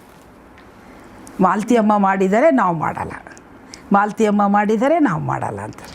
ಅಮ್ಮ ಸುಧೀರಪ್ಪಾಜಿ ಮಾಡೋ ಡೈಲಾಗ್ಸ್ ಕೂಡ ಇತ್ತೀಚೆಗೆ ಒಂದು ಸ್ಟೇಜಲ್ಲಿ ಅಮ್ಮ ಹೇಳಿದ್ರು, ತುಂಬಾ ಸೆಟ್ಟಲ್ಲೂ ಹೇಳ್ತಾ ಇರ್ತೀನಿ. ಮೊನ್ನೆ ರೀಸೆಂಟಾಗಿ ಯಾವುದೋ ಒಂದು ಕಾರ್ಯಕ್ರಮದಲ್ಲಿ ನಾನು ಏನಂದ್ರೆ, ನನ್ನ ಅದೃಷ್ಟ ಎಂಥದ್ದು ಅಂದರೆ ಅಮ್ಮನ ಜೊತೆನೂ ಅಭಿನಯಿಸ್ತಾ ಇದ್ದೀನಿ, ಸುಧೀರ್ ಅಂಕಲ್ ಜೊತೆನೂ ಅಭಿನಯಿಸಿದ್ದೆ, ಇಬ್ಬರ ಜೊತೆನೂ ಅಭಿನಯಿಸಿದ್ದೀನಿ. ನನಗೆ ಎಷ್ಟು ಖುಷಿ ಆಗ್ತದೆ ಅಂದರೆ, ಅವರು ಎಷ್ಟು ಪ್ರೀತಿ ಸೆಟ್ಟಲ್ಲಿ ಇವ್ರ ಮನೆಯಿಂದ ಊಟ ಬರೋದು, ಎಷ್ಟು ದೊಡ್ಡ ದೊಡ್ಡ ಬಾಕ್ಸಲ್ಲೆಲ್ಲ ಊಟ ಬರೋದು, ಎಲ್ಲ ನಾನ್ ವೆಜ್ ಮೈ ಫೇವ್ರೇಟ್. ಹೌದಾ? ಸೊ ಎಷ್ಟು ಒಳ್ಳೆ ಊಟ. ಪಾತ್ರಗಳನ್ನ ಯಾರು ಮಾಡ್ತಾರಲ್ಲ ಆ ಪಾತ್ರನೇ ಅವರು ಅನ್ಕೋತಾರೆ ತಪ್ಪು. ಅವರು negative villain character ಮಾಡ್ತಿರ್ಬೋದು, Vajramuni uncle ಆಗಲಿ ಇವರೆಲ್ಲ ಆಗಲಿ, ಅಪ್ಪ ಅದು ಎಂಥ ಪ್ರೀತಿ ಅವರೆಲ್ಲ ಅಂದರೆ ಕೊಡ್ತಾ ಇದ್ದಿದ್ದು ನಮಗೆ. ಮಗು ಬಾಯಿಲಿ, ಕಂದ ಬಾಯಿಲಿ, ಹೌದು, ಪುಟ್ಟ ಬಾಯಿಲಿ. ಸುಧೀರಪ್ಪಾಜಿನೂ ಅಷ್ಟೇ, ಪುಟ್ಟ ಕಂದ ತಿನ್ಬಿಟ್ಟು ಹೋಗ್ಬಿಡೋ, ಶೂಟಿಂಗ್ ಬಾ ತಿನ್ಬಿಟ್ಟು ಹೋಗಿ ಒಂಚೂರು, ಬಿಸಿ ಬಿಸಿ ಇದೆ, ನಮ್ಮ ಮಗು ಕಳಿಸೋಳೆ ಬಿಸಿ ಬಿಸಿ ಇದೆ ಅಂತ ಇವ್ರಿಗೆಲ್ಲ ಹೇಳ್ಕೊಂಡು ರೇಗಿಸ್ಕೊಂಡು ಎಷ್ಟು ಖುಷಿಯಿಂದ ಇದ್ವಿ ಅಂದರೆ, ಆ ಪಾತ್ರನ ನೋಡ್ಬಿಟ್ಟು ಜನ ಅನ್ಕೋತಾರಮ್ಮ ಸುಧೀರ ಅವನು ವಿಲನ್ನು ಹಾಗೆಲ್ಲ ಅನ್ಕೋತಾರಲ್ಲ. ಇಲ್ಲ, ಅವರು ತುಂಬ ಪ್ರೀತಿ. ನನ್ನ ಅದೃಷ್ಟ, ಅವರು ಗೋಪಿ ಕಲ್ಯಾಣ ಅಂತ ಒಂದು ಸಿನಿಮಾದಲ್ಲಿ ಅವರು ನನಗೆ ತಂದೆಯಾಗಿ ಅಭಿನಯಿಸಿದ್ರು, ಅವ್ರ ಜೊತೆನೂ ಮಾಡಿದ್ದೀನಿ. ಮತ್ತೆ ವಾಪಸ್ ಬಂದಾದ್ಮೇಲೆ ಅಮ್ಮನ ಜೊತೆನೂ ನಾನು ಇವಾಗ ಅತ್ತೆ ಸೊಸೆ ನೋಡಿ, ಕನೆಕ್ಷನ್ ನೋಡಿ ಎಲ್ಲಿಂದ ಎಲ್ಲಿಗೆ. ಯಾವಾಗ ನೀವು ಅನ್ಕೊಂಡಿದ್ರಾ ನಾನು ಮಾಡ್ತೀನಿ? ಇಲ್ಲ ಇಲ್ಲ, ನಾನು ಅನ್ಕೊಂಡಿಲ್ಲ, ಅವಳು ಅನ್ಕೊಂಡಿಲ್ಲ. ಅದೃಷ್ಟ ಅಲ್ಲಿ ಬಂದಾದ್ಮೇಲೆ ನಮಗೆ ಬೆಸ್ಗೆ ಆಯ್ತು. ನನಗೆ ತುಂಬಾ ಖುಷಿ ಆಗುತ್ತೆ ಇಬ್ಬರ ಜೊತೆನೂ ಮಾಡುವಂತ ಅವಕಾಶ ನನಗೆ. ಈಗ ಫಸ್ಟ್ ಬಂದು ಅಮ್ಮನ ಮೀಟ್ ಆಗುವಾಗ ಏನ್ ಹೇಳಿದ್ರಿ? ಅಮ್ಮ ನಾನು ಅವತ್ತು ಮಾಡಿದ್ದೆ, ಆ ಕನ್ವರ್ಸೇಷನ್ ಹೆಂಗಿತ್ತು ಹೇಳಿ ನೋಡೋಣ. ನಾನು ಬಂದ ತಕ್ಷಣ ತುಂಬಾ ಖುಷಿ ಪಟ್ಟೆ. ನಾನು ಇವ್ರದ್ದು ನಾನು ಅವಾಗ ತಾನೇ ಇನ್ನೊಂದು ಸೀರಿಯಲ್ ಬೇರೆ ನೋಡಿದ್ದೆ. ಸೊ ಇವ್ರ ಸೀರೆ ಉಟ್ಕೊಳ್ಳೋದು ನಂಗೆ ತುಂಬಾ ಇಷ್ಟ. ಅಂದ್ರೆ ಒಂದು ವೈಟ್ ಸೀರೆಯಲ್ಲಿ ಇವರು ಬಿಳಿ ಸೀರೆನ ಉಟ್ಕೊಳ್ಳೋದಮ್ಮ. ಆ ಬಿಳಿ ಸೀರೆಯಲ್ಲಿ ಇಷ್ಟು ಕಲರ್ಸ್ ಇದೆಯಾ, ಇಷ್ಟು ಕಾಂಬಿನೇಷನ್ ಇದೆಯಾ, ಇಷ್ಟು ಬಾರ್ಡರ್ಸ್ ಇದೆಯಾ ಅಂತೆಲ್ಲ ನೋಡಿದ್ದು ನನ್ನ ಅಮ್ಮನಿದ್ದಾರೆ. ಒಂದು ವೈಟ್ ಸೀರೆನ ಇಷ್ಟು ತರಾವರಿಯಲ್ಲಿ ಕಲರ್ಸ್ಗಳು ಬಾರ್ಡರ್ಗಳು ಬಂದಿದೆಯಾ ಅಂತ. ನಂಗೆ ಇವ್ರದ್ದು ತುಂಬ ಇಷ್ಟ ಆಯ್ತು ಆ ಸೀರೆಗಳೆಲ್ಲ. ಸೊ ಬಂದ ತಕ್ಷಣ ಅದೇ ಹೇಳಿದೆ, ಅಮ್ಮ ನಿಮ್ಮ ಸೀರೆಗಳೆಲ್ಲ ನನಗೆ ತುಂಬಾ ಇಷ್ಟ ಆಗುತ್ತೆ ಅಂತ ಹೇಳ್ಬಿಟ್ಟು. ಹಂಗೆ ಅಂದ ತಕ್ಷಣ ಒಂದು ಸೀರೆನೂ ಕೊಟ್ಬಿಟ್ರು ಬಿಡಿ ಅಲ್ಲೇನೆ. ನಿಮ್ಮ ಸೀರೆನೂ ನಂಗೆ ಇಷ್ಟ, ನಿಮ್ಮ ಸೀರೆ ಕಲೆಕ್ಷನ್ಸು ನಾನು ನೋಡಿದ್ದೀನಿ. ಆ ಸೀರೆ ಕಲೆಕ್ಷನ್ ಅಲ್ಲಿ ನೀವಿಬ್ರು ಪಂಟ್ರು. ಹೌದಾ? ನನಗೆ ಮೊನ್ನೆ ರೀಸೆಂಟಾಗಿ ಮಂತ್ರಾಲಯಕ್ಕೆ ಹೋದಾಗ ಒಬ್ರು ಹೇಳ್ತಾ ಇದ್ರು, ಮೇಡಮ್ ವಸುದೇವ ಕುಟುಂಬದಲ್ಲಿ ನೀವು ನಿಮ್ಮ ಅತ್ತೆ ತುಂಬಾ ಚೆನ್ನಾಗಿ ಸೀರೆಗಳು ಮತ್ತೆ ಯಾರಿಗೂ ಎಲ್ರಿಗೂ ಇಷ್ಟ ಆಗೋದು ಅದೇ ತಾನೆ. ಎಲ್ರು ಫಸ್ಟ್ ನೋಡೋದು ಕೇಳ್ಕೊತೀವಿ, ಅಮ್ಮ ನೀವು ಯಾವ ಕಲರ್ ಹಾಕೋತಾ ಇದ್ದೀರಾ ಇವಾಗ ನೀವು. ನಾ ಪ್ರತಿದಿನ ಅದನ್ನೆಲ್ಲ ಒಂದು ಅಬ್ಸರ್ವ್ ಮಾಡ್ತಾಳೆ, ಅದನ್ನು ಯೋಚನೆ ಮಾಡ್ತಾಳೆ. ನೀವು ಇದು ನೋಡಿ, ನಾನು ಇದು ನೋಡ್ತೀನಿ, ನೀವು ಹೀಗಿರಿ, ನಾನು ಹೀಗೆ ಹೇಳ್ತೀನಿ ಅಂತ ಅವಳೇ ಡೈರೆಕ್ಟ್ರ್ ಆಗಿ ಅವಳೇ ಅದನ್ನು ಮೇಂಟೈನ್ ಮಾಡ್ತಾಳೆ. ಈಗ ಇಲ್ಲಿಗೆ ಬರಬೇಕಾದ್ರೂ ಅಷ್ಟೇ ನೋಡಿ, ಈಗ ನನಗಮ್ಮ ನೀವು ಬಂದ್ಬಿಡಿ ಸ್ಟುಡಿಯೋಗೆ ಅನ್ಬೋದಾಗಿತ್ತು. ನನಗೆ ನಿನ್ನೆಯಿಂದನೂ ಫೋನ್ ಮಾಡ್ತಿದ್ದಾಳೆ, ಅಮ್ಮ ಅವ್ರಿಗೆ ಹೀಗೆ ಹೇಳಿದ್ದೀನಿ. ಕಮ್ಯುನಿಕೇಷನ್ ತುಂಬ ಚೆನ್ನಾಗಿ ಮೇಂಟೈನ್ ಮಾಡ್ತಾಳೆ. ಇಷ್ಟೊತ್ತಿಗೆ ಬರ್ತೀನಿ ಅಂತ ಹೇಳಿದ್ದೀನಿ, ನಾನು ಇಷ್ಟೊತ್ತಿಗೆ ಬರ್ತೀನಿ, ನೀನು ರೆಡಿಯಾಗಿ ಕೆಳಗಿರಿ, ನೀವು ಕೆಳಗೆ ಬನ್ನಿ, ನಾನು ಬರ್ತೀನಿ, ಹೋಗ್ಬಿಟ್ಟು ಬರೋಣ, ಮತ್ತೆ ಡ್ರಾಪ್ ಮಾಡ್ತೀನಿ. ಯಾರಿಗೆ ಮುತುವರ್ಜಿ ಇರುತ್ತೆ? ನಾನು ಅದೇ ಅಮ್ಮ ಹೇಳ್ಬೇಕು ಅಂತ ಅನ್ಕೊಂಡೆ, ಯಾಕಂದ್ರೆ ನಾನು ತುಂಬಾ ಜನರು ನೋಡಿದೀನಿ, ಬಟ್ ಇವರು ಹೊರಡುವಾಗ ನನ್ಗೆ ಯಾರು ಫೋನ್ ಮಾಡಲ್ಲ. ಮಾಡಿದ್ಲು ಬಂದ ತಕ್ಷಣ, ಹೌದು ನಾನು ಹೊರಡುವಾಗ್ಲೂ ಫೋನ್ ಮಾಡಿದ್ರೆ ನಾವ್ ಇಷ್ಟೊತ್ತಿಗೆ ಬರ್ತೀವಿ, ಈ ಟೈಮಲ್ಲಿ ಇರ್ತೀವಿ. ಹೌದು. ಇದರಲ್ಲಿ ಎಲ್ಲ ಎಷ್ಟು ಮಿಲಿಟರಿ ಇಂಪಾರ್ಟೆಂಟ್ ಸಿಸ್ಟಮ್. ಪರ್ಫೆಕ್ಟ್. ನಾನು ಅದೇ ಅನ್ಕೊಂಡೆ, ನಾನು ಅದಕ್ಕೆ ಬೇಗ ರೆಡಿಯಾಗಿ ಕೂತ್ಕೊಂಡೆ, ಆಮೇಲೆ ನಾನು ಲೇಟ್ ಆಗಬಾರ್ದಲ್ವಾ. ಸಮಯನ ನಾವು ಕಾಯಬೇಕು, ಸಮಯ ನಮ್ಮನ್ನು ಕಾಯಿಲ್ಲ, ಸಮಯ ಹೊರಟೋಗುತ್ತೆ. ನಾವೆಷ್ಟು ಸಮಯನ ಕಾದು ನಮ್ಮ ಜೀವನಕ್ಕೆ ಅಳವಡಿಸ್ಕೊಂಡು ಮುಂದುವರಿಯೋಕ್ಕೆ ಯಾವತ್ತು ಪ್ರಯತ್ನ ಪಡ್ತೀವೋ ಮುಂದೆ ಬರ್ತೀವಿ. ಸಮಯ ಬರುತ್ತೆ ಅಂತ ವೆಯ್ಟ್ ಮಾಡಬಾರ್ದು, ಬರೋಕ್ಕೆ ಮುಂಚೆ ನಮ್ಮ ಕೆಲಸಗಳನ್ನ ಮಾಡ್ಕೊಳ್ಳೋಕೆ ಶುರು ಮಾಡಬೇಕು. ಸೊ ನನಗೆ ಇವ್ರನ್ನ ನೋಡಿ ತುಂಬ ಖುಷಿ ಆಯಿತು. ಬಟ್ ಒಂದೇನಂದ್ರೆ ಅಮ್ಮನಿಗೆ ಹೇಳಿದೆ ಅವತ್ತೇ, ಅಮ್ಮ ನಾನು ತುಂಬ ಅದೃಷ್ಟ ಮಾಡಿದ್ದೀನಿ, ನಾನು ಸುಧೀರ್ ಅಪ್ಪಾಜಿ ಜೊತೆನೂ ಮಾಡಿದ್ದೆ, ಆ್ಯಕ್ಟ್ ಮಾಡಿ ನಿಮ್ಮ ಜೊತೆನೂ ಆ್ಯಕ್ಟ್ ಮಾಡ್ತಾಯಿದ್ದೀನಿ. ಈಗ ಆ ಗಂಡ ಹೆಂಡತಿ ಅವರಿಲ್ಲ ಇವಾಗ, ಅಂದರೆ ಅದೊಂದು 28-29 ವರ್ಷ ಆಗಿದೆಯಮ್ಮ, 25. ಸೊ ಅವ್ರ ಜೊತೆನೂ ಆ್ಯಕ್ಟ್ ಮಾಡಿದ್ದೀನಿ, ನಿಮ್ಮ ಜೊತೆನೂ ಆ್ಯಕ್ಟ್ ಮಾಡ್ತಾಯಿದ್ದೀನಿ, ನನ್ನ ಪುಣ್ಯ ಅಂತ. ಯಾಕಂದರೆ ವಜ್ರಮುನಿ ಅಂಕಲ್ ಇವ್ರನ್ನೆಲ್ಲ ನಾವು ನೋಡಿಬಿಟ್ಟು ಸಿನಿಮಾದಲ್ಲಿ ಅಯ್ಯೋ ಭಯ ಆಗುತ್ತೆ, ಬಟ್ ಎದುರುಗಡೆ ಸಿಕ್ಕಿದಾಗ ಅವ್ರ ಥರ ಒಂದು ಆ ದೈವ ದೇವ್ರುಗಳ ಥರ ಇರೋ ಗುಣಗಳಿರೋರು ನಿಮ್ಗೆ ಸಿಗೋಕ್ಕೆ ಸಾಧ್ಯ ಇಲ್ಲ. ಇವನ್ ಸುಧೀರಪ್ಪಾಜಿನೂ ಅಷ್ಟೇ, ಇವ್ರ ಜೊತೆ ಎಲ್ಲ ಅಭಿನಯಿಸೋ ಭಾಗ್ಯ ನಂಗೆ ಸಿಕ್ಕಿದೆ. ಬಂದಾದಮೇಲೆ ದೇವ್ರ ಥರ ಅಮ್ಮನ ಜೊತೆ ಅಭಿನಯಿಸೋ ಸೌಭಾಗ್ಯನೂ ನಂಗೆ ಸಿಕ್ತು. ಬಟ್ ಸೆಟ್ಟಲ್ಲಿ ನಾವು ತುಂಬ ಪ್ರೀತಿ, ಎಲ್ಲ ಒಂದು ಊಟ ತಿಂಡಿ. ಪ್ರೀತಿ ಅಂದರೆ ಏನು, ಬೇರೆಯವ್ರ ಹೊಟ್ಟೆ ಕಿಚ್ಚಿಪಡೋಷ್ಟು ಪ್ರೀತಿ. ಹೌದಾ? ಏನು ಅದಂಗೆ ಅದೊಂದು ಕ್ಯೂರಿಯಾಸಿಟಿ. ಅಲ್ಲ, ಏನು ಗೊತ್ತಾ, ಇವಾಗ ಯಾರೋ ಲವ್ವರ್ಸ್ ಆದರೆ ಗುಜು ಮಾತಾಡ್ತಿರ್ತಾರೆ. ಈಗ ನಾನು ವಯಸ್ಸಾದವಳು, ನಾನು 60 ವರ್ಷದ ಮೇಲಿದ್ದವಳು, ಇವಳಿನ್ನೂ ಚಿಕ್ಕವಳು, ಇವರಿಬ್ಬರು ಏನು ಮಾತಾಡ್ತಿರ್ತಾರೆ, ಇವರಿಬ್ಬರು ಏನು ಕನೆಕ್ಷನ್ ಮಾತಾಡ್ತಿರ್ತೀರಾ ಪ್ಲೀಸ್? ಅಲ್ಲ ನಾವು ಅಮ್ಮ ಈಗ ಈ ಥರ ಡೈಲಾಗ್ಸ್ ಇದೆ, ನೀವು ಇದನ್ನು ತಗೊಳ್ಳಿ, ನಾನು ಇದನ್ನು ತಗೊಳ್ತೀನಿ, ಅಮ್ಮ ನೀವು ಈ ಸೀರೆ ಉಟ್ಕೊಳ್ಳಿ, ನಾನು ಅಷ್ಟೇ ಮುಗಿತಾ ಇದೇ ಮಾತಾಡ್ಕೊತಿರ್ತೀವಿ, ಬೇರೆ ಇನ್ನೇನು ಬೇರೆದೇನು. ಆಮೇಲೆ ಊಟಕ್ಕೂ ಅಷ್ಟೇ, ನಾವು ಎಲ್ಲ ಊಟಕ್ಕೆ ಹೊರಗಡೆ ಹೋಗ್ತಾರೆ, ನಾವಿಬ್ಬರು ಒಟ್ಟಿಗೆ ಕುತ್ಕೊಂಡು ಊಟ ಮಾಡೋದು ಸೆಟ್ಟಲ್ಲಿ. ಬಸಂತಿ ಅಂತ ನಮ್ಗೆ ಅಮ್ಮನ ಜೊತೆ ಬರ್ತಾರೆ ಅವ್ರ ಮಗಳು, ಅವ್ರು ತಂದ್ಕೊಡ್ತಾರೆ ಊಟ, ಇಲ್ಲ ನಮ್ಮ ಹುಡುಗ ತಂದ್ಕೊಡ್ತಾನೆ, ಒಟ್ಟಿಗೆ ಕುತ್ಕೊಂಡು ಊಟ ಮಾಡ್ತೀವಿ. ಬಾಳೆಹಣ್ಣು ಅಮ್ಮ ಫುಲ್ ತಿನ್ನಬಾರ್ದು, ಅವ್ರ ಶುಗರ್, ಅದಕ್ಕೆ ನಾವು ಒಂದು ಬಾಳೆಹಣ್ಣು ಇವತ್ತವರೆಗೂ ಒಂದು ಬಾಳೆಹಣ್ಣಲ್ಲಿ ನಾವು ಅರ್ಧ ತಿಂತೀವಿ. ಏನ್ ಕೋಆರ್ಡಿನೇಷನ್ ಇದು ದೈವ ಒಲ್ದು. ಆಮೇಲೆ ನನಗೆ ಉಪ್ಪಿಟ್ಟು ಅಂದ್ರೆ ತುಂಬಾ ಇಷ್ಟ, ಅಮ್ಮ ತಗೊಂಡ್ ಬರ್ತಾರೆ ಉಪ್ಪಿಟ್ಟು, ತುಂಬಾ ಚೆನ್ನಾಗಿ ಮಾಡ್ತಾರೆ. ನಂಗೆ ಉಪ್ಪಿಟ್ಟು ಅಂದ್ರೆ ತುಂಬಾ ಇಷ್ಟ. ಸೊ ಹಂಗೆ ಇವತ್ತರೆಗೂ ಶುರುವಾದಾಗಿಂದ ನಾವು ಒಂದೇ ರೂಮಲ್ಲಿ ಒಟ್ಟಿಗೆ ಕುತ್ಕೊಂಡು ಊಟ ಮಾಡ್ತೀವಿ. ಸೊ ಎಲ್ಲಾದ್ರೂ ಅಮ್ಮ ಅಲ್ಲಿ ನಡ್ಕೊಂಡು ಹೋಗೋ ಕಷ್ಟ ಆದ್ರೆ ನಾನು ನೀಟಾಗಿ ಕರ್ಕೊಂಡು ಬಂದು ಬಿಡೋದು ಅಮ್ಮನ್ನ. ಅಮ್ಮ ನನ್ನ ನೀವು ಈ ಸೀರೆ ಉಟ್ಕೋತಿದ್ರಾ, ಬಿಡಿ ನಾನು ಇದಾದು ಬೇರೆ ಕಲರ್ ಉಟ್ಕೋತೀನಿ ಅನ್ನೋದು. ಒಂದೇ ದಿವಸ 3-4 ಉಟ್ಕೊಳ್ಬೇಕಾಗಿರತ್ತಲ್ಲ. ಸೊ ಅವಾಗ ನೀವು ಬ್ಲ್ಯಾಕ್ ಉಟ್ರ ನಾನು ವೈಟ್ ಉಡ್ತೀನಿ, ಇಲ್ಲ ನೀವು ಬೇರೆ ಗ್ರೇ ಉಟ್ರ ನಾನು ಇನ್ನೊಂದು ಉಡ್ತೀನಿ ಅಂತ. ಅಂದ್ರೆ ಅಂಡರ್ಸ್ಟ್ಯಾಂಡಿಂಗ್ ಇದ್ರೆ ಪಾತ್ರಗಳು, ಆ ಡ್ರೆಸ್ ಕಾಂಬಿನೇಷನ್ ಚೆನ್ನಾಗಿದೆ. ನಾವು ಯಾವಾಗಲೂ ಸೆಟ್ಟಲ್ಲಿ ಎಲ್ಲ ಚೆನ್ನಾಗಿ ಮಾತಾಡ್ಕೊಂಡಿದ್ರೆ ಆ್ಯಕ್ಟ್ ಮಾಡುವಾಗ ನಿಮಗೆ ಗಾಬರಿ ಆಗಲ್ಲ, ಭಯ ಆಗಲ್ಲ. ಆಮೇಲೆ ಅವ್ರ ಬಗ್ಗೆ ನಾವು ಜಾಸ್ತಿ ತಿಳ್ಕೊಂಡು ಹೊಂದಾಣಿಕೆ ಚೆನ್ನಾಗಿದ್ರೆ ಆ್ಯಕ್ಟಿಂಗ್ ಏನಂದರೆ ನಾರ್ಮಲಾಗಿ ಕ್ಯಾಶುವಲಾಗಿ ಆ್ಯಕ್ಟಿಂಗ್ ಬರ್ತಾ ಇರುತ್ತೆ. ಇವಾಗ ನನ್ನ ಅತ್ತೆ ಎಷ್ಟೊತ್ತು ಇನ್ನೂ ಸೊಪ್ಪು ಬಿಡಿಸ್ತಾ ಇದ್ರೆ ಕೊಡಿ, ನನಗಾಗಲೇ ಅಡುಗೆ ಮಾಡಬೇಕು ಅನ್ನೋದು ಸುಲಭ ಆಗುತ್ತೆ. ಇವ್ರಿಗೆ ನಾನು ಏನೋ ಇವ್ರಿಗೆ ತಿಳ್ಕೊಳ್ದೆ ಹೊಂದ್ಕೊಳ್ದೆ ಅವ್ರ ಜೊತೆಲಿ ಇದ್ಬಿಟ್ರೆ ಸುಮ್ಮನೆ ಏನೋ ಬಂದ್ಬಿಟ್ಟು ಏನೋ ಡೈಲಾಗ್ ಹೇಳ್ಬಿಟ್ಟು ಅಲ್ಲಿ ಕೂತ್ಕೊಳ್ಳೋ, ಆಮೇಲೆ ನಮಗೆಲ್ಲ ಹೋಗ್ಬಿಟ್ಟು ಡೈಲಾಗ್ ಹೇಳ್ಬಿಟ್ಟು ಒಂದು ಬುಕ್ ಹಿಡ್ಕೊಂಡು ಅಲ್ಲಿ ಇಲ್ಲಿ ಕೂತ್ಕೊಳ್ಳೋಕ್ಕೆಲ್ಲ ನಮಗಾಗಲ್ಲಪ್ಪ.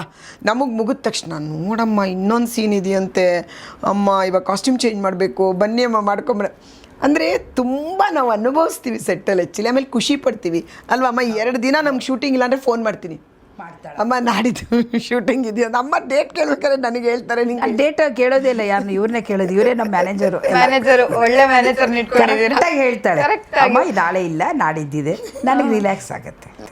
ನನಗೆ ಖುಷಿ ಆಗೋದೇನು ಗೊತ್ತಾ, ನಿಮ್ಮನ್ನು ನೋಡಿ ಕಲಿಯೋರು ಹೊಸ ಕಲಾವಿದರು ಈಗ ಬರ್ತಿದಾರಲ್ಲ, ಅವ್ರು ಕಲಿಯೋದು ತುಂಬ ಇದೆ ನೋಡಿ. ಯಾಕೆ ಕೋಆರ್ಡಿನೇಷನ್ ಇಂಪಾರ್ಟೆಂಟ್ ಆಗುತ್ತೆ, ಜೊತೆಗೆ ಆ ಬಾಂಧವ್ಯ ಆ ವರ್ಕ್ ಪ್ಲೇಸಲ್ಲಿ ಯಾಕೆ ಬೆಳಿಬೇಕು, ಅದು ಏನಕ್ಕೆ ಹೆಲ್ಪ್ ಆಗುತ್ತೆ ನೋಡಿ. ಎಲ್ಲದರಲ್ಲೂ ಕಲಿಕೆ ಇದೆಯಲ್ಲಮ್ಮ.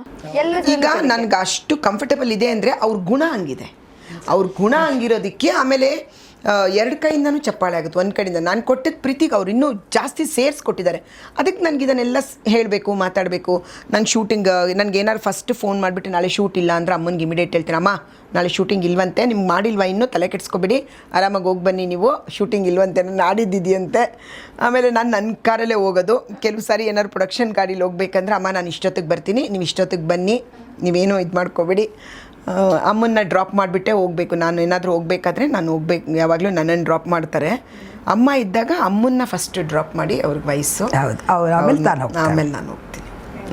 ಈಗ ನಾವು ಈ ಮಾತಿನ ಮಧ್ಯದಲ್ಲಿ ಒಂದು ಮರ್ತವಲ್ಲ ಡೈಲಾಗ್, ಅದನ್ನ ಹೇಳ್ಬೇಕಮ್ಮ ಪ್ಲೀಸ್ ಅಮ್ಮ. ನಂತು ಬೇರೆ ಡೈಲಾಗ್ ಹೇಳ್ತೀನಿ, ಬೇರೆದು ಹೇಳ್ತೀರಾ, ಬಟ್ ನಲ್ಲ ಸುಧೀರ ಅಪ್ಪಾಜಿದು ಹೇಳಿ. ಅವತ್ತು ತುಂಬಾ ಅದೇ ಚೆನ್ನಾಗಿ ಅದೇ ಹೇಳಿ, ಆಮೇಲೆ ನಾವು ಬೇರೆ ಡೈಲಾಗ್ ಹೇಳೋಣ. ಅದೇ ಇಲ್ಲ ಬೇರೆದೇ ಹೇಳ್ತೀನಿ. ಸುಧೀರ್ ಅವರು ನಾನು ಪಾತ್ರ ಮಾಡೋ ವೀರಸಿಂಧೂರ ಲಕ್ಷ್ಮಣ ಡೈಲಾಗೆ ಹೇಳ್ತೀನಿ.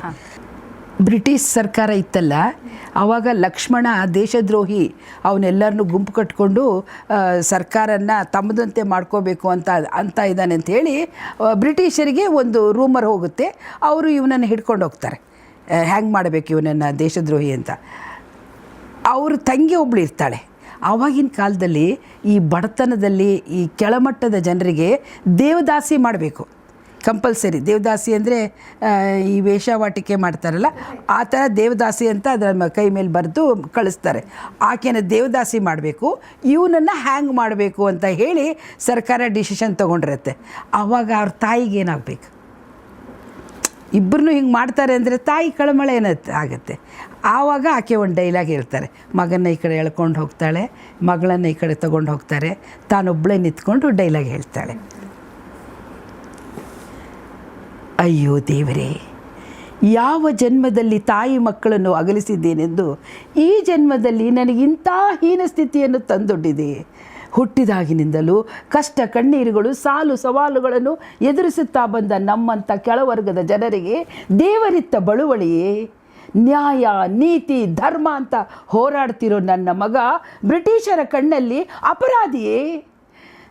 ನನ್ನ ಮಗಳ ರೂಪ ಯೌವನ ಸ್ಮಶಾನಕ್ಕೆ ಹೊರಟ ಶವದ ಶೃಂಗಾರಿನಂತೆ ಅಗ್ನಿಗೆ ಆಹುತಿ ಆಗೋದನ್ನು ಕಂಡು ನಾನು ಸುಮ್ಮನಿರಬೇಕೇ? ಇಲ್ಲ ಇಲ್ಲ, ಇದನ್ನು ಎದುರಿಸಲೇಬೇಕೆಂದು ಧೀರ ನಿರ್ಧಾರ ಕೈಗೊಂಡ ನನ್ನ ಮಗ ನನಗಂದ ಮಾತು. ಹೌದು ಲಕ್ಷ್ಮಣ, ನಿನ್ನ ಧೀರ ನಿರ್ಧಾರಕ್ಕೆ ಗೆಲುವಾಗಲಿ. ನೊಂದವರ ಉಸಿರು ಒಂದಾಗಿ ಭೂಮಿ ಬಸಳೆಯಾಗಿ ಅಗ್ನಿ ಪರ್ವತ ಸಿಡಿಯಲಿ, ಹೋರಾಟ ನಡೆಯಲಿ, ಪ್ರಸಂಗ ಬಿದ್ದರೆ ರಕ್ತ ಕೂಡ ಹರಿಯಲಿ. ಸತ್ಯಕ್ಕೆ ನ್ಯಾಯಕ್ಕೆ ಧರ್ಮಕ್ಕೆ ಗೆಲುವಾಗಲಿ ಲಕ್ಷ್ಮಣ.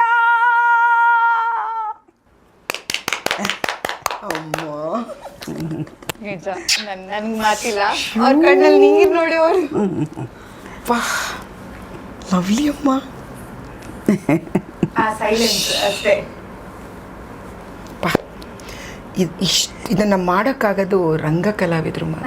ನಾನು ಅದೇ ಹೇಳೋದು. ಬೇರೆ ಯಾರಿಂದ, ನೀವು ಯಾರೇ ರಂಗಭೂಮಿ ನಟರಲ್ಲಿ ಬಂದು ಕೂತ್ಕೊಳ್ಳಿ, ಅವ್ರ ಕಾಲು ಮುಟ್ಟಿ ನಮಸ್ಕಾರ ಮಾಡಿ ನಾವು ತಗೋಬೇಕು. ಇದನ್ನು ಈ ಥರ ನೂರಾರು ಜನ ಮುಂದೆ ಕೂತವ್ರ ಮುಂದೆ ಇವ್ರು ಅಭಿನಯಿಸಿದ್ರೆ ಅವ್ರು ಏನಾಗ್ಬೋದು? ಸರಸ್ವತಿಗೆ ನಮಸ್ಕಾರ ಮಾಡಿರ್ತಾರೆ ಅವರು. ನಿಜವಲ್ಲಮ್ಮ, ಗ್ರೇಟ್ ಅಮ್ಮ. ಯಾಕಂದ್ರೆ ಅಮ್ಮ ಅದು ಹೇಗೆ ಅಂತ ಅಲ್ವಾ, ವಾಯ್ಸ್ ಮಾಡ್ಯುಲೇಷನ್, ಕಲಿಕೆ, ಅಂದ್ರೆ ನೀವು ಅದನ್ನ ಅನುಭವಿಸ್ಬೇಕು. ನಾನು ಆ ತಾಯಿ ಪಾತ್ರದಲ್ಲಿ ಇದ್ದೀನಿ, ಅದನ್ನ ನಾನು ತಲುಪಿಸ್ಬೇಕು ಜನರಿಗೆ. ನಾನು ನಿಜ ಇದನ್ನ ವೇದಿಕೆ ಮೇಲಂತೂ ನೋಡಿದ್ರೆ ಅದು ಬೇರೆ ಮಾತುಗಳಿಲ್ಲ. ಚಂದ. ಹೇಳಿದ್ರೆ ಅದು ನಾವು ಇವರೆಲ್ಲ ಚಿಕ್ಕ ಮಕ್ಕಳಿಂದನೇ ಸ್ಟೇಜಿಂದನೇ ರಂಗಭೂಮಿಲಿ ಅಭಿನಯಿಸ್ಕೊಂಡ್ ಬಂದಿದ್ದಾರಲ್ಲ. ಸರಸ್ವತಿ ಇವ್ರ ಜೊತೆಲೇ ಬಂದ್ಬಿಟ್ಟಿದ್ದಾರೆ.